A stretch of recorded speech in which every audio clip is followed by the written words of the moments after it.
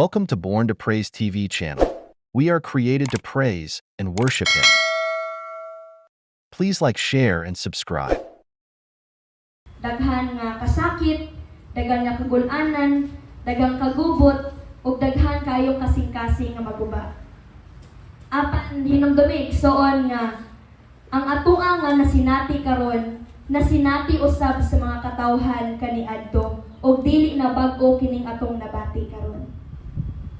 And remember na bisan og unsa kalisod ang nahiagom sa mga katawhan kaniadto, gilampos sila sa Ginoo.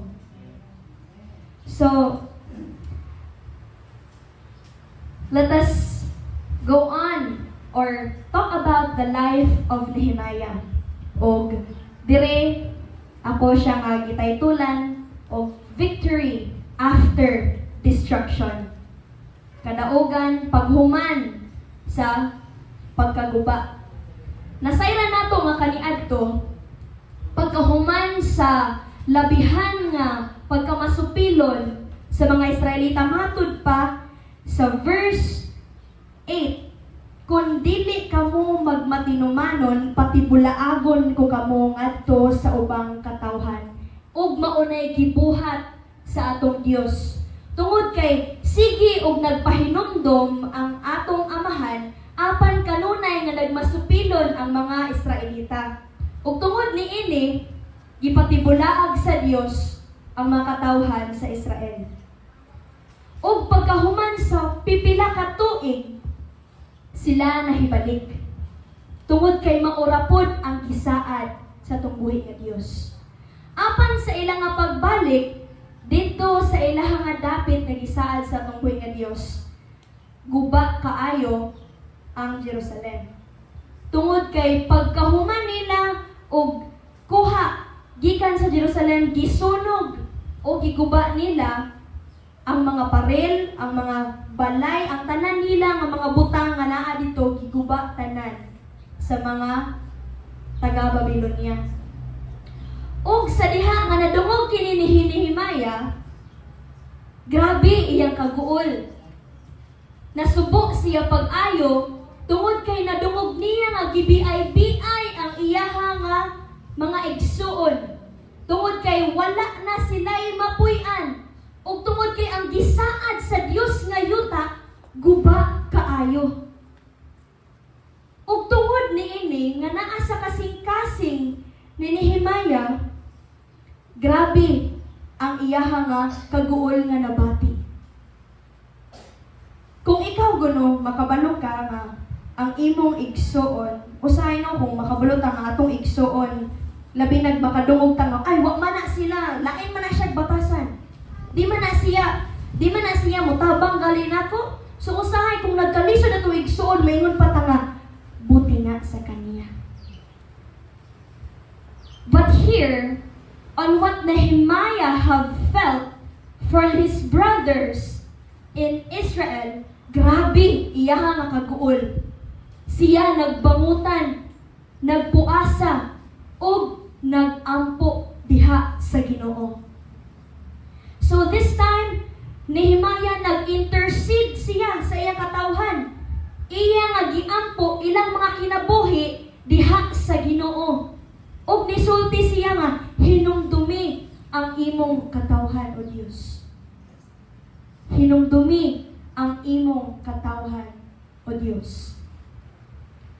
We can see that in the heart of Nehemiah aduna siya'y compassion, gugma o kaluoy nga nasinati sa iyaha nga kaigsuunan dito sa Israel. Ug tungod niini nga sitwasyon na gigamit si Nehemiah sa Dios. Ang pagbati nga compassion, ang pagbati ni Nehemiah nga kaluoy ug kaguol ug willing nga motabang sa Jerusalem, dili pagbati lamang ni Nehemiah. Apan kini nga plano o pagbati nga kaluoy gibutang sa Dios sa kasing-kasing ni Nehemiah aron siya ang mag-ulo sa pagbuo o pagtukod pagbalik sa Jerusalem. He dinana ka mahigugmaon atong buhi nga Dios. Sa saad niya nga tungod sa inyong dili pagka matinud-anon tibulaagon ko kamo.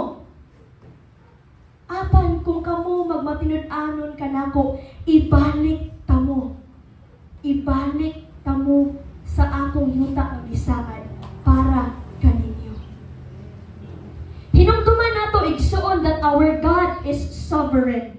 Labaw sa tanan, has a power that has full control with everything and with everyone. Ang Diyos nga itong gialagaran, gamhanan, o wala gay makausob sa iyang huna-huna. Pwede kaayo siya nga, dili niya luwason pagbalik ang mga katawan, tungod kay wala sila nagmatinud-anon.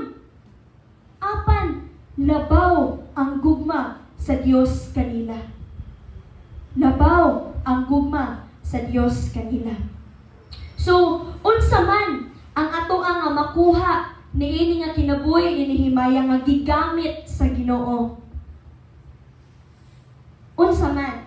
So first, Nehemiah's submission to God's plan. Si Nehemia iya nga gitugyan ang iyang kinabuhi sa plano sa Ginoo. Pwede kaayo si Nehemia nga magtumili. Tungod kay si Nehemia okay na kaayo iyang kinabuhi sa paghari ni King Artaxerxes. Usa siya ka cupbearer. Usa sa pinakataas nga posisyon sa usa ka gingharian sa lain nga nasod. Pwede kaayo nga si Nehemia modili pagtabang sa mga nagkalisod nga tawo ug magpaharuhay sa kiliran sa hari. Pwede kaayo na nga buhaton ni Nehemia tungod kay komportable kaayo iya nga pagkinabuhi. Apan tungod kay gihatagan siya kasing-kasing nga mahigugmaon sa Ginoo, nagpagamit siya sa Dios. Gitugyan niya iyang kinabuhi diha sa Ginoo. So, unsa man ang gibuhat, first he prayed. He prayed to God nga tabangan siya sa Dios. Nga tabangan siya sa Dios nga makigstorya sa hari. Og sa panahon na nga ganahan si Nehemia nga ibuo pagbalik ang paril sa Jerusalem, nga ibuo pagbalik ang Jerusalem, nag-ampo si Nehemia. Wala siya nagpadalos-dalos. Wala siya miduol dayon sa hari og nagpakita garbos yang kaugalingon nga suod nako sa hari, pwede kay kung present ani nga mga istorya, pwede kayo kung present ani nga request diya sa hari tungod kay duol ko sa hari. Pero wala na gibuhat ni Nehemia. Ang gibuhat ni Nehemia, nag-ampo siya. Sa panahon nga nakita ni King Artaxerxes nga guol kaayo si Nehemia o wala siya gana tungod sa iyang nakita nga sitwasyon sa Jerusalem, nangutana ang hari, nganong nag-uol man ka Nehemia? Nahadlok si Nehemia tungod kay basin unya og unsaon siya sa hari. So ang iyang gibuhat in chapter 2 verse 4, I prayed to God in heaven. Before he spoke even one word, I prayed to God in heaven. Sa iya nga sitwasyon nga din gipangutana na siya, pwede kay muditso siya istorya Pwede kay muditso siya request, present sa request. But then he submitted to God. He submitted kung unsay pwede yung angayan nga buhaton ni Nehemia, nag-ampo siya sa Ginoo. Mooy iyang una ang gibuhat. Usa siya niingon nga, hari, guol kaayo ko kay akong mga katawhan, akong makaigsuonan dito sa Jerusalem, gibiay-biay, nagkalisod o guba kaayo, amo ang panimalay dito. O gitugutan siya sa hari. Gitugutan siya sa hari. O ni-present pa jud si Nehemia nga kung pwede ba imo kong gaman og sulat para makatabok ko sa suba o para hatakan kong kahoy ni Asaf nga magbalantay sa kalasangan. And the king agreed. O giingon pa diri ni Nehemia The king granted me what I asked, for the good hand of God was upon me. Wala niya gi-acknowledge iyang kaugalingon. Wala niya gi-acknowledge iyang kaugalingon niya. Ako'y nakigstorya Suod ko sa hari. Apa ni ana si Nehemiah, the good hand of God was upon me.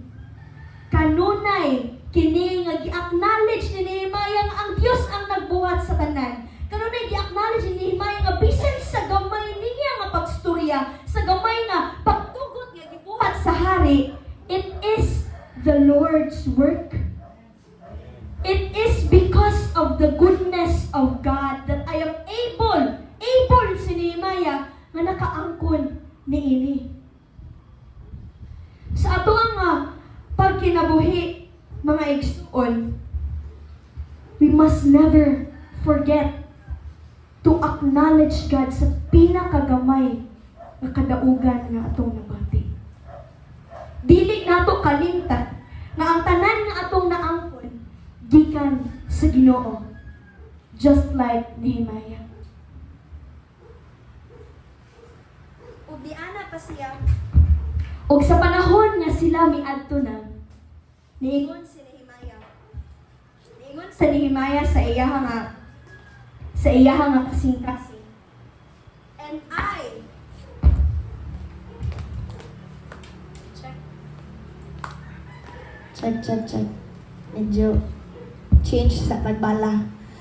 So, tungod niinig soon, ni ana pagayod si Nehemiah, and I told no one what my God had put in my heart to do for Jerusalem.